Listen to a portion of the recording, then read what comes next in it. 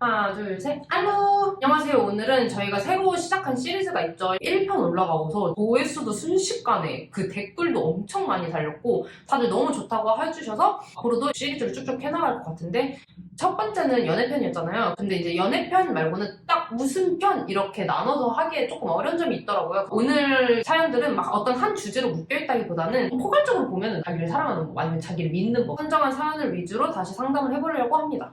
안녕하세요. 저는 21살 운동선수입니다. 벌써 8년차 운동선수가 되어가는데 작년부터 도대체 한 번 사는 인생 왜 이렇게 몸도 힘들고 마음도 힘들게 하면서 살아야 되지? 라는 생각을 하게 되었고 그러면서 우연히 언니들 영상을 보고 워홀에 대해 알게 되고 1년 내내 고민을 해보았는데 답이 나오지 않아 보내봅니다. 운동을 그만두고 워홀을 내년에 갈지 아니면 운동선수 하면서 돈을 벌지 이게 고민입니다. 이분은 한 번 사는 인생 왜 이렇게 몸도 힘들고 마음도 힘들고 이렇게 살아야 되지? 하면서 본인 지금 현 상황에 불만이 있어요. 이것도 좋고 저것도 좋아서 고민을 하는 게 아니라 지금 상황에 불만이 있고 이거를 개선하고 싶어서 워홀을 가고 싶은 거잖아요.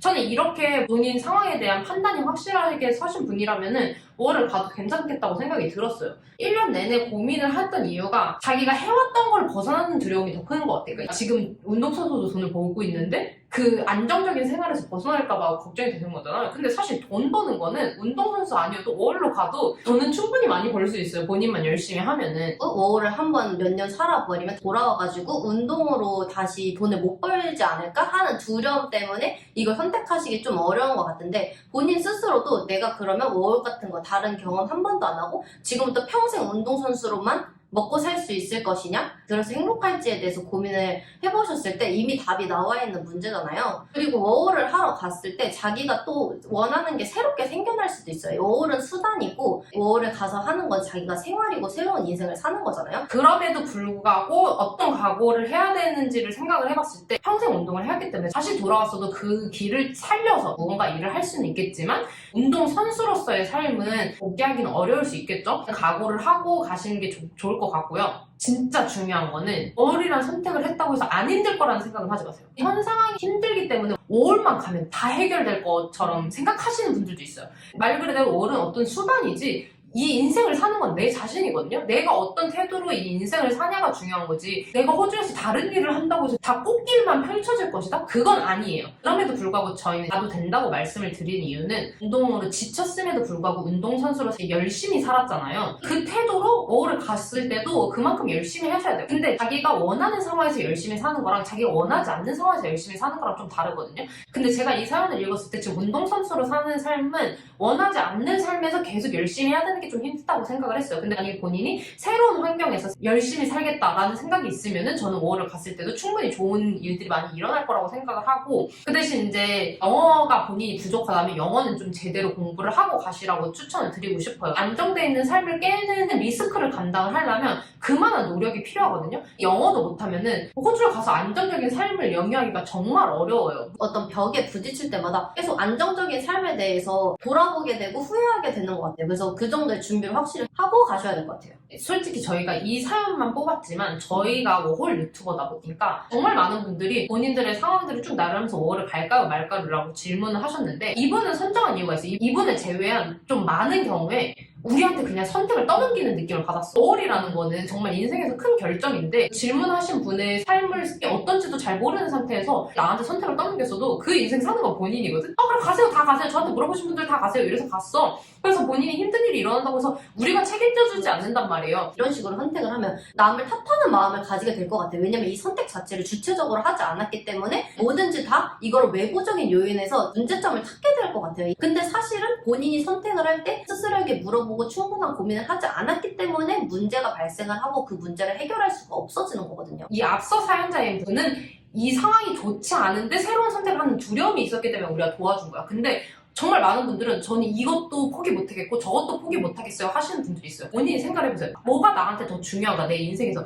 답 안 나와서 물어보는 건데요. 답 안 나온 이유는 본인이 본인 스스로를 잘 모르고 있기 때문이에요. 내가 뭐를 더 중요시 여기는 사람인지조차 모르니까 이런 인생의 중요한 선택을 남한테 떠넘기는 건데 결국에 책임지는 건 자신이라는 거. 그리고 본인이 원하는 게 뭔지 확실히 알고 있음에도 불구하고 선택을 하지 못하는 경우는 대부분 겁이 나서 그런 거거든요. 내가 뭘 선택하고 싶은지를 이미 알고 있으면서도 내가 선택하지 말아야 될 이유만 생각을 한단 말이에요. 그렇게 선택하지 말아야 하는 이유만 계속 생각하다 보면 두려워하는 상황 위주로만 상황을 꾸리게 돼요, 스스로. 맞아. 그럼 이건 어떻게 할 건데? 그럼 저럴 땐 어떻게 할 건데? 근데 인간이 신도 아니고 모든 경우의 수를 다 알고 대비를 할 수는 없잖아요. 우리가 말하는 게 대책 없으라는 게 아니라 자기가 어느 정도 대책을 세웠으면 그 다음 단계로 나가야 돼. 그리고 그 일이 일어났을 때만이 해결할 수 있는 일들도 있어요. 그 모든 준비가 그거를 다 해결해주는 해결책이 아니라는 것도 알고 있어야 되고, 준비를 하지 않았다고 해서 세상이 무너지지 않는다는 것도 알고 있어야 돼요. 한 예시로 저희가 타즈메니아 도착해서 일을 구하다 못해서 일주일 살 생활비 간당간당 남아있는 상황에서 일을 구했는데, 일을 구한 면접 당일날 자동차 사고가 나가지고 차를 폐차를 시켰어요. 빚은 몇백만 원에 드디어 우리가 원하던 일을 구했는데 출퇴근도 못하게 되는 그런 상황이 왔었어요. 저희도 엄청 힘들었었는데 저희 아빠가 저희한테 그렇게 얘기를 했어요. 인생에서 해결 못할 일은 없으니까 걱정하지 말고 같이 헤쳐나가자. 그때는 막 세상이 다 무너지는 줄 알았는데 그걸 다 해결하고 나니까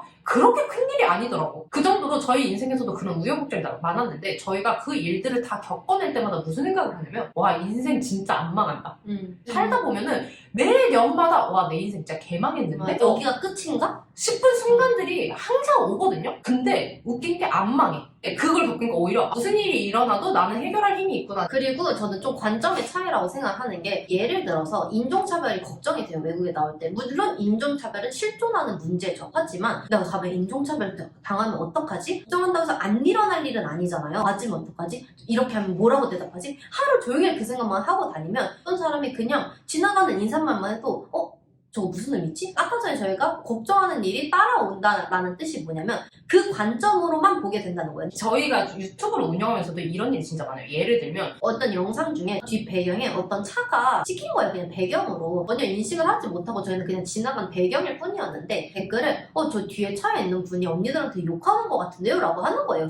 그래서 우린 그런 장면을 못 봤는데 하고서 다시 돌려봤는데, 이제 그 차 안에 계시는 분이 이렇게 팔을 귀고 펜을 하나 들고 계셨어요. 그래서 그게 손가락처럼 보였나 봐요. 근데 우리는 그 상황 안에 있었고 전혀 모욕으로 모욕이 아니었으니까 그냥 그 상황에서 지나갔는데, 이제 그런 거에 되게 예민하게 반응을 하시는 분들은 뭐야? 저 뒷사람 왜 욕해? 물론 그분이 잘못 본 거고 그게 잘못은 아니지만 아닌 상황마저도 그렇게 보기가 쉬워진다는 거죠. 그래서 이게 한 예시지만 저희 영상에 그랬던 일이 진짜 많아요. 물론 우리가 아시아인으로서 인종차별 많이 받고 그렇기 때문에 사람들이 예민하다는 것도 이해는 하지만, 너무 걱정이 사로잡혀 있으면 난 너무 스스로를 피곤하게 만드는 일이라고 생각하고, 실제로 그리고 만약에 인종차별을 당했다고 하더라도 신체적으로 위협되는 일이 아니면은 그냥 말자 이러고 넘기면은 그렇게 나한테 타격이 안 받는 일도, 내가 너무너무 그 예민하면은 내가 이 나라까지 와서 이런 취급을 받고, 그러니까 타격감이 세지는 거예요. 제가 제일 말씀드리고 싶은 거는, 걱정이 인생을 잡아먹게 두지 마세요. 미래는 좋은 일이 일어날 수도 있고 안 좋은 일이 일어날 수도 있어요. 근데 걱정이라는 거는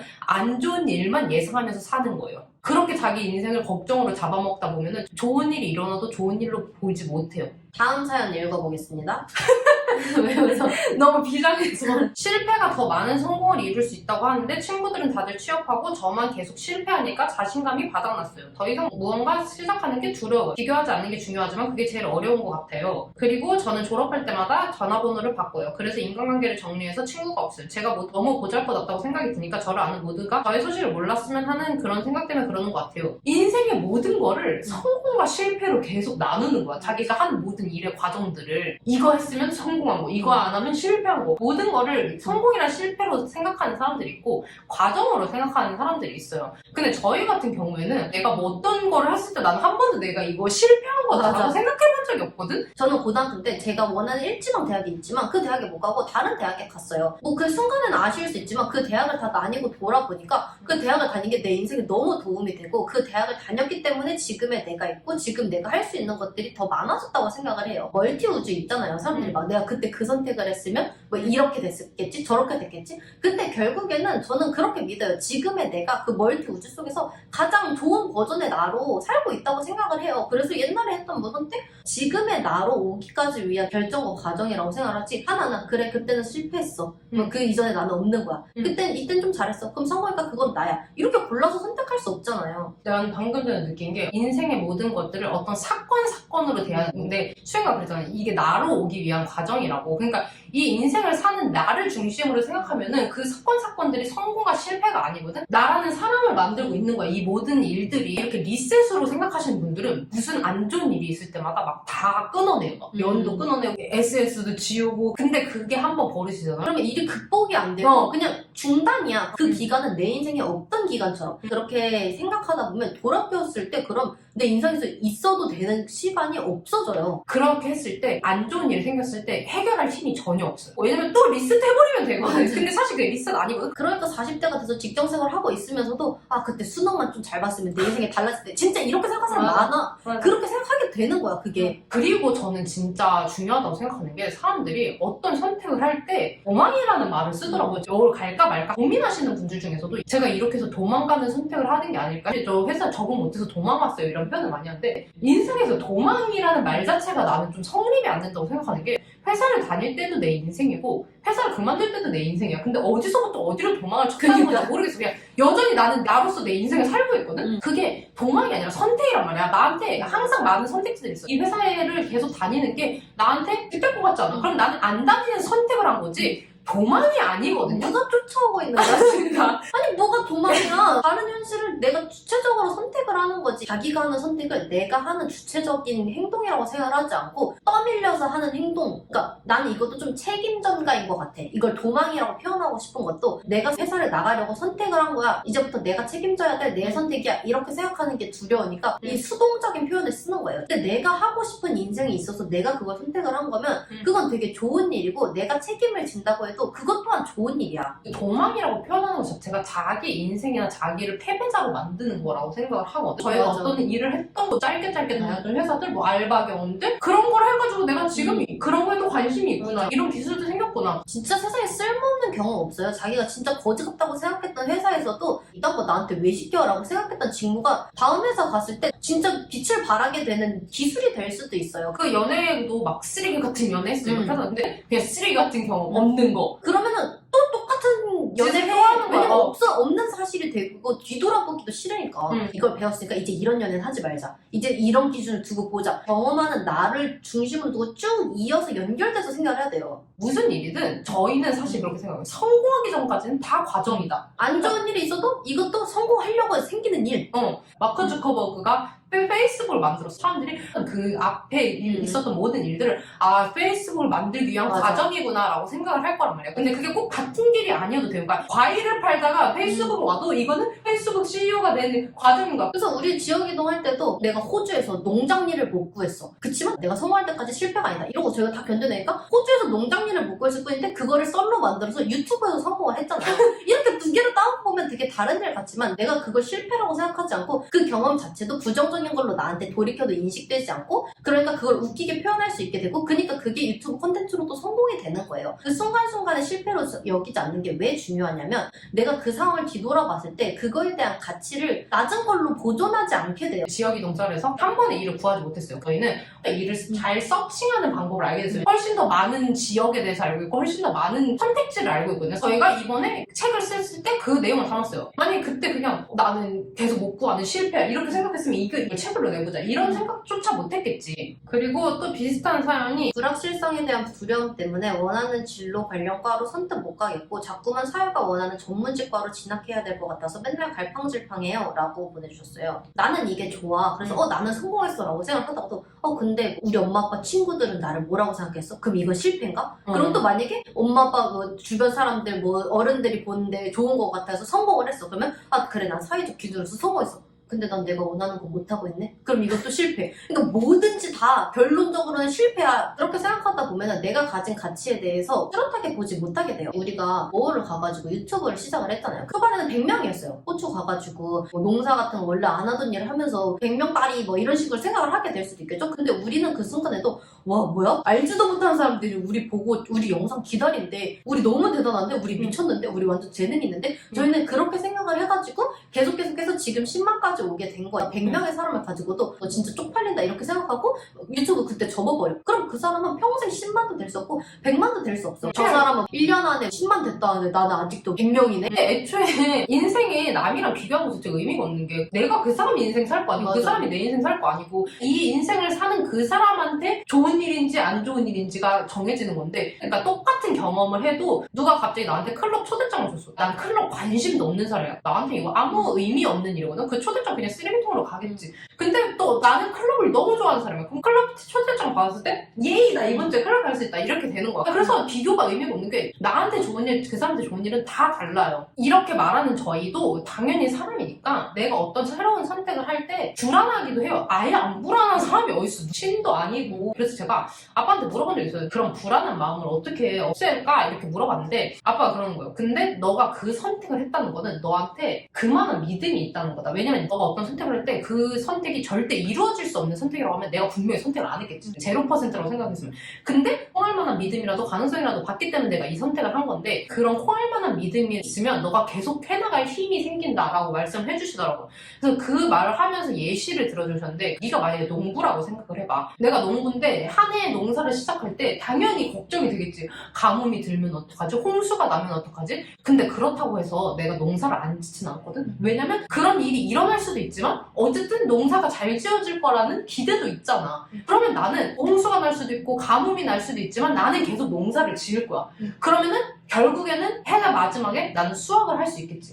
근데 내가 가뭄이 날까봐 그 걱정밖에 안 하면 나는 농사를 아예 안 짓고 그럼 난 농부가 못 돼. 그래서 너가 그 선택을 하는 순간에 네가 봤던 그 가능성이나 그 믿음을 믿으라는 거야. 누구나 다 의구심이나 불안은 들 수밖에 없지만 본인이 가는 길에 뭐가 기다리고 있을지도 생각을 해보세요. 그리고 나는 그렇게 계속 해 나가야지 진짜로 가뭄이 오고 홍수가 와도 결국에는 마지막에 수확을 할 수 있다고 생각해. 사람들이 반수를 할까요? 아니면은 뭐 무슨 시험을 볼까요? 이렇게 했을 때 근데 그런 건 확실하지 않은 거잖아요. 그렇게 될 일이 없는 거 확실하지 않은 근데 그 확실이란 거 내가 만든 거거든. 갑자기 막 미래를 봐가지고 너는 붙을 거야 이 말만 들어야지만 시작을 할 거야? 그 붙을지 안 붙을지 자기가 만드는 거야. 자기가 공부해서 가능성을 자기가 내려가는 거야. 본인이 그거를 만드세요 확실하게. 그리고 만약에 그렇게 했는데도 안 됐어. 안 됐을 때 그걸 실패라고 생각하지 마세요. 이런 결론이 난 상태. 정신승리하네? 이렇게 생각하는데 뭐 정신승리? 뭐 정신승리라고 해도 난 그게 왜 나쁜 건지 모르겠거든. 그럼 정신 패배해? 아니야. 정신승리를 해야 현실 승리도 하는 거야. 맨날 정신 패배하는 사람이 현실도 패배를 하겠지. 뭐 남이 나를 어떻게 보고 상관없어요. 나는 좋아. 나는 모든 일을 다 긍정적이라고 보는 사람이고 나한테 잘 되려고 하나 보다라고 하면 힘든 일이 있어도 이걸 어떻게 승리로 이끌어내지? 이런 관점으로 계속 앞으로 보기 때문에 결국에는 승리까지 가는 거예요. 아무 일도 안 하면서 뭐 좋은 일이 일어날 거라고 낙관을 하라는 게 아니라 저희가 이렇게 당당하게 말할 수 있었던 건 저희는 긍정적으로 생각하면서 그만큼 열심히 했기 때문이에요. 그 힘을 믿고. 다음 사연으로 넘어가겠습니다. 제 고민은 식이장애 때문에 너무 힘들어요. 부모님한테 죽어도 못 알리겠어요. 친구들한테 말하면 먹토하는 미친 X라고 생각할까봐 혼자 2년째 사투 중입니다. 매일 먹고 토하고 하루에 많으면 3-4번씩 폭식하는 제가 이해도 안 되고 죽고 싶어요. 몸무게에 왜 이리 집착하는지 저도 제 자신이 미워요. 빨리 고치고 싶고 언니들처럼 멋있게 나 자신을 사랑하면서 인생을 즐기고 싶어요. 언니들의 나 자신을 사랑하는 비결은 무엇인가요? 저는 일단은 PT를 끊고 식단 조절을 하라는 말씀을 해드리고 싶고요. 왜냐면 너를 장기적으로 과학적으로 생각을 해보셨을 때 그게 자기가 살찌기 싫어도 그게 더 과학적이고 먹토하면 침샘 부어서 얼굴형 바뀌고요. 혈당 조절 안 돼가지고 몸매 체형도 다 바뀌어요. 그러면 결론적으로 본인은 마르고 싶어서 먹토를 하는 건데 목적지와 멀어지게 돼요. 근데 식단을 하면은 전문가가 운동 루틴 짜주죠. 식단 칼로리 짜주죠. 이만큼 뭐 단백질 이만큼 먹으세요.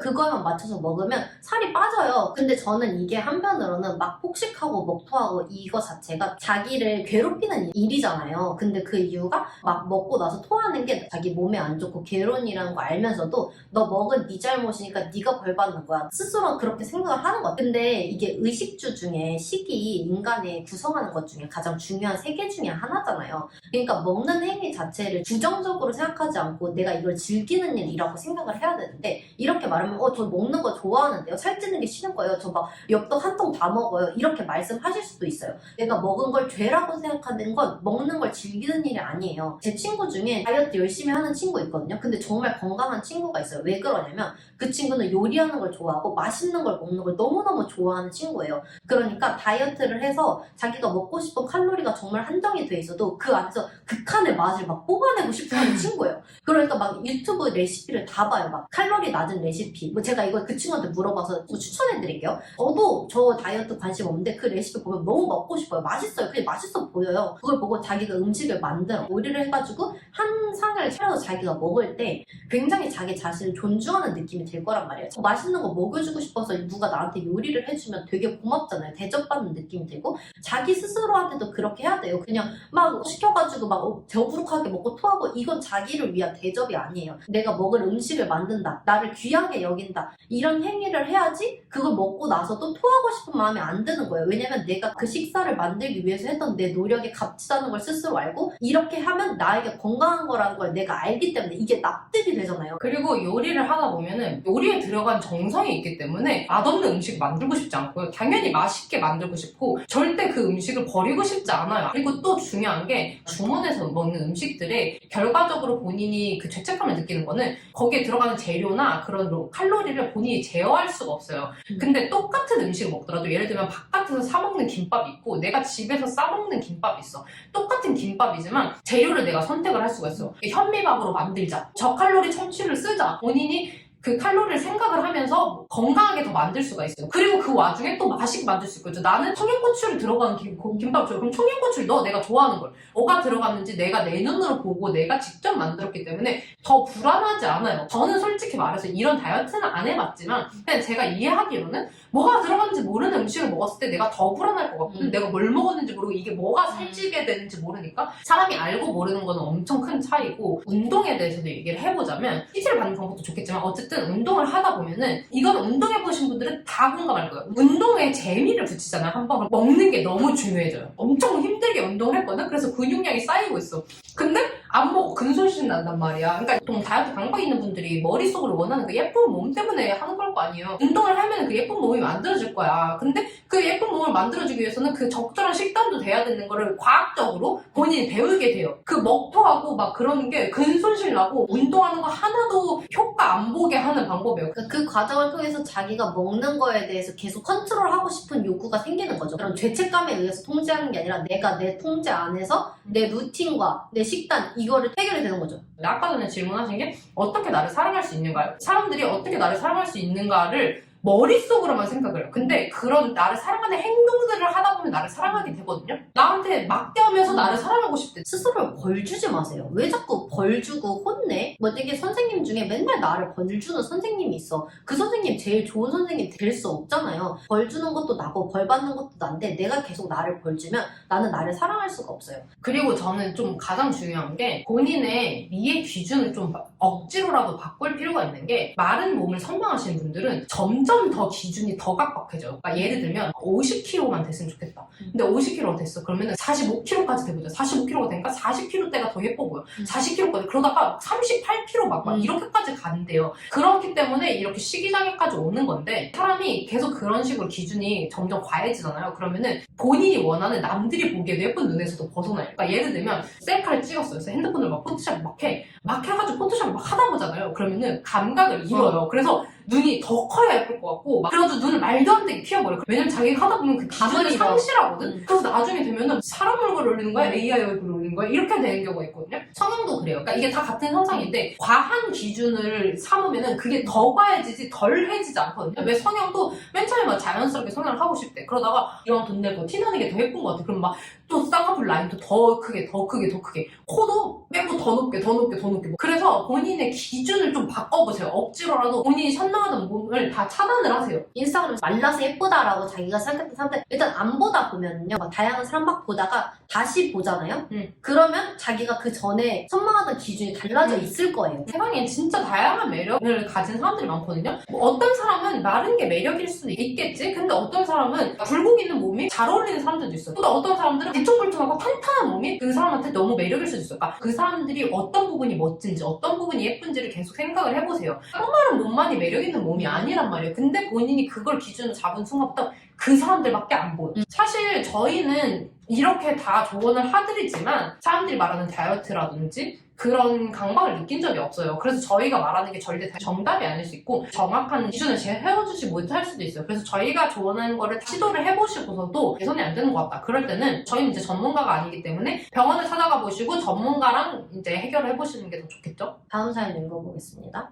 하고 싶은 일이 뭔지 모르겠고 그래서 불안한 마음이 들 때 어떤 마음을 가지는 게 좋을까요? 모두가 좋아하는 일 혹은 잘하는 일만 사는 건 아니지만 남들은 나름대로 삶의 즐거움을 찾고 목표도 있고 작은 계획이라도 생각하면서 사는 것 같은데 나만 둥둥 떠다니는 구름 같아요. 그리고 또 다른 분들도 어쩔 수 없이 해야 하는 일들은 빠지지 않고 성실하게 사는데도 아무것도 안 할 때는 생활 패턴이 정말 고양이처럼 축 늘어져서 똑같을 정도로 수동적인 인간 그 자체입니다. 제가 좋아하는 게 뭔지 뭘 하고 싶은지 모르겠어요. 저희가 앞으로 해드릴 말이 진짜 뻔하게 들릴 수 있거든요. 근데 이 뻔하다는 거는 정말 많은 사람들이 이걸 해결책으로 제시하는 거잖아요. 그 이유가 뭐냐면 그게 정답이기 때문이에요. 근데 사람들이 아 그거 너무 뻔해, 이 사람 또 뻔한 소리 하네 하고 시도를 안 해요. 본인이 그거를 시도를 해보면 아 왜 그 뻔한 소리를 사람들이 다 하는구나를 깨닫게 되는 순간이 올 거예요. 그래서 하고 싶은 게 없고 뭘 잘하는지 모르고 뭘 좋아하는지 모르겠다 했을 때 무조건 운동이랑 독서는 꼭 하라고 하고 싶어요. 사람이 운동이랑 독서를 하잖아요. 그럼 일단 삶의 태도가 바뀌어요. 무조건 3개월이라도 한번 해보세요. 그러니까 3개월 동안 내가 책을 적어도 뭐 3권은 읽겠다, 운동을 3개월 동안 일주일에 5일은 가겠다, 이런 목표를 가지고 이걸 다 개선하고 싶다는 전제하에요. 본인이 그렇게 살아도 상관없다 하면 필요 없어요. 개선하고 싶다면 억지로라도 책을 읽고 운동을 해보세요. 왜냐면 운동을 하잖아요. 그러면 과학적으로도 많은 의사들이나 뭐 과학자들 얘기를 하잖아요. 운동을 하면은 몸에서 그런 호르몬들이 분비돼서 긍정적인 사고회로로 가게 된다. 실제로 그래요. 저도 너무 우울할 때 방구석에 앉아서 생각을 할 때랑 밖에 나가서 운동을 하면서 그 똑같은 생각을 하잖아요. 그럼 방향이 바뀌어요. 부정적으로 생각했던 게 긍정적으로 바뀌고, 근데 저는 책도 안 읽어봐서 운동도 안 해봐서 뭘 어떻게 시작해야 될지 모르겠어요. 이러는데 운동은 일단 꼭 PT를 하라는 게 아니라 그게 주짓수든 탁구든 줌바 댄스든 수영이든 할 수 있는 운동이 정말 많거든요. 막 그 정형화된 운동을 생각하지 마세요. 뭐든지. 만약에 내가 뭐 줌바 댄스 하러 나가봤어, 재미없어, 그러면 다른 운동 하세요. 그렇게 이 운동 저 운동 하면 분명히 자기가 재미있다고 느끼는 운동이 있을 거고, 그 대신 꾸준히 계속 해보세요. 갈아타는 행위라도 꾸준히 계속 해보시고, 그리고 책을 읽는 거는 방 안에서 정말 많은 인생을 대신 경험할 수 있는 거거든요. 무슨 책 읽어야 돼요? 그래서 서점을 가세요. 온갖 코너를 다 돌아보세요. 그러면은 한 권도 내 눈에 안 들어오는 책이 없을 리가 없어. 제목이나 표지만 보고서 끌리는 책이 분명히 있을 거거든? 그럼 그거 한번 펼쳐서 읽어보세요. 재미없어? 그럼 접어. 그리고 다시 또 돌아봐. 10장 읽어본 것만으로도 흥미로운 책들이 또 있어요. 그러면 그 책을 사서 읽어보세요. 도서관도 그런 식으로 가. 그렇게 하다 보면 그럼 책에 읽는 취향 같은 게 생기고, 책을 읽고 운동을 하잖아요. 그러면은 분명히 하고 싶은 게 생길 거란 말이에요. 해외여행하는 책을 읽었어. 근데 거기에 뭐 발리가 나왔어. 발리 가보고 싶은데? 가세요. 책 속에서 주인공이 매일매일 꽃꽂이를 한대. 그래? 그럼 우리 주민센터에서 꽃꽂이 강좌 있던데 등산을 가네? 내가 읽은 책에서 나도 등산 한번 가볼까? 이렇게 등산 한번 가보세요. 그냥 한번 해보고 싶다, 먹어보고 싶다, 가보고 싶다 하는 것들을 웬만하면 한번 실천을 해보세요. 그렇게 실천을 하다 보면 분명히 자기가 너무 그 경험 자체가 즐겁고 행복하다고 느끼는 것들을 분명히 찾을 수 있을 거고, 그래서 결과적으로는 아무 일도 하지 않으면 아무 일도 일어나지 않거든요. 근데 본인이 아무 일도 일어나지 않는 인생을 원치 않으니까 이런 고민을 하는 거잖아요. 그러니까 그게 뭐든 간에 한번 해보라고 얘기를 하고 싶어요. 일단은 그 첫 시작은 운동이랑 책을 읽어봐라. 본인이 뭘 좋아하는지 모르겠다. 저는 좀 스스로에 대해서 잘 모르기 때문에 그 답답함이 있다고 생각을 하거든요. 근데 나 자신을 다 알기가 되게 어려워요. 그래서 저는 제가 너무 궁금하다고 항상 생각을 하거든요. 일기를 쓰거나 그럴 때 생각을 해요. 내가 그때 왜 그렇게 행동했지? 이렇게 해서 이랬다. 이렇게 자기의 감정이나 있었던 일에 대해서 쓰잖아요. 근데 왜 사람이 누구랑 싸우거나 말다툼을 할 때도 내가 갑자기 화가 나가지고 막 그 사람한테 화를 내요. 너 갑자기 왜 그렇게 화내? 그러면 얘기를 하잖아요. 나는 너가 이렇게 했을 때 이런 기분이 들어서 화가 났어. 근데 사실 내가 이 말을 뱉기 전까지도 나 스스로도 내가 왜 화나는지 모를 때가 있어요. 근데 내가 내뱉으면서 깨닫는 거예요. 나 이래서 그때 화났구나. 얘가 이런 점을 난 그래서 싫어하는구나. 그래서 사람이 이렇게 말하거나 글로 쓸 때 내 스스로 몰랐던 생각을 되게 많이 알게 돼요. 일단 나를 궁금해하는 태도를 가져보세요. 나는 이럴 때 왜 화가 나지? 나는 이럴 때 왜 기쁘지? 이런 생각을 하나하나 하다 보면은 자기가 뭘 좋아하는지, 자기가 어떤 사람인지 그리고 자기가 어떤 사람이 되고 싶은지가 알게 돼요. 그래서 나는 사람들이 좋아하는 것 자체를 너무 거창하게 생각하는 것 같아. 그러니까 진짜 사소하게 TV조씨 구독자들만 봐도 TV조씨를 보는 이유가 우리 좋아하니까 볼 거 아니야. TV조씨 채널을 좋아하니까. 그러면 TV조씨 채널 왜 좋아하지? 걔네 해외여행하는 거 너무 재밌어 보여. 그럼 나 해외여행을 좋아하는 사람인가? 그렇게 생각을 해보세요. 너무 막 좋아하는 거를 찾는 게 대단한 일이 아니고 없는 것 같아 이러는데 TV조씨 보고 계시잖아요. 이 사연 보낼 정도로 TV조씨 좋아하시잖아요. 고작 유튜브 채널일지라도 좋아하는 게 생겼을 때 왜 좋아하는지를 생각을 하다 보면 그 왜에서 내가 누군지가 나온단 말이에요. 왜라는 질문을 나한테 해서 내 내면에서 찾아야 되는데 자꾸 남한테 듣길 바래. 자기 인생의 어떤 문제점이라든지 자기 인생의 궁금증이라든지 자기 인생의 해결책을 계속 남한테서 듣길 바라고 해결책도 없는 채로 계속 쫓아다녀야 돼요. 그 문제들. 이 사람한테 조언 듣고 저 사람한테 조언 듣고 근데 그 사람이 100번 조언을 해봤자 누구보다 제일 잘 알고 있는 건 자신일 거예요. 자기가 안 들여다봤을 뿐이지. 내가 누군지도 모르고 나로 살아보지도 않은 사람들이 내 인생에 대해서 답을 내려줄 거라고 생각하지 마시고 이렇게 나 자신에 대해서 잘 알다 보면은 외부의 공격에도 별로 크게 동요하지 않게 돼요. 사람들이 맨날 저희한테 물어보거든요. 어떻게 그렇게 악플에 담담하세요? 어떻게 그렇게 멘탈이 세세요? 근데 그 이유가 저희는 저희가 어떤 사람인지 정확하게 알고 있기 때문에 남들이 하는 말에 휘둘리지 않는 거예요. 예를 들면 진짜 극단적으로 아무 남자나 다 만나는 애래. 막 그렇게 나를 비난을 해. 근데 나는 상관이 없어. 난 그런 사람 아니고, 난 가벼운 사람 아니고, 나 아무나 만나는 사람 아니고, 난 나한테는 정확한 기준이 있고. 그러면은 그 사람이 너 외국 나가가지고 아무나 만나는 막 그 가벼운 년이잖아? 막 이렇게 욕해도 내가 그런 사람 아니니까 난 상관없어. 그리고 그 공격의 대상이 사라지는 거예요. 왜냐면 그 사람은 그런 사람을 욕하는 건데 나는 그런 사람이 아니까. 그리고 만약에 워홀 간 것 자체로 나한테 욕을 해요? 나는 워홀을 갔다 왔어. 그럼 내 대상이 명확하잖아. 그럼에도 불구하고 나는 상처를 받지 않아요. 왜냐면 내가 워홀을 가가지고 내가 뭘 얻을 수 있고 이 경험이 나한테 어떻게 도움이 되는지 스스로 알고 있기 때문에 내가 왜 그렇게 행동했는지 알고 있기 때문에 이 말에 굴복할 수가 없는 거예요. 그냥 하기 싫은 게 아니라 그럴 수가 없어요. 나에게 정답이 너무 명확해서. 그래서 외부의 기준이나 남들의 비난에 억울하거나 휘둘리는 이유도 내가 나를 잘 몰라서, 내가 내 상황을 잘 몰라서거든요. 너무 심오하게 들릴 수도 있지만, 철학적으로 들릴 수도 있지만 사실 책 읽고 운동하고 내가 뭔가 좋아할 때마다 나한테 스스로 질문해보기, 이거 그렇게 어려운 일 아니란 말이에요. 그리고 써보고 이게 줄줄줄줄 쓰다 보면 결론이 나요. 막 갓생 사세요, 막 열심히 막 누구보다도 열심히 사세요, 이런 얘기를 하는 게 아니에요. 남들이 봤을 때는 쟤 좀 재미없게 산다라고 할지라도 나는 그냥 그 재미없는 인생이 소소하고 행복해, 안전하다고 느껴. 본인이 그거를 너무 잘 인지하고 있으면 넌 행복하게 그 인생을 살 수 있단 말이에요. 오늘은 이렇게 또 다른 고민들을 읽어봤는데요. 앞으로 이 고민 상담 컨텐츠 꾸준히 하게 될 거고 지금까지 받은 고민들 그리고 또 앞으로 올 사연들을 통해서 또 새롭게 찾아뵐 거니까 사연도 많이 보내주시고 영상도 재밌게 봐주셨으면 감사하겠습니다. 이번 영상도 재밌게 봐주셨다면 구독, 좋아요, 댓글 알림 설정까지 부탁드려요. 안녕.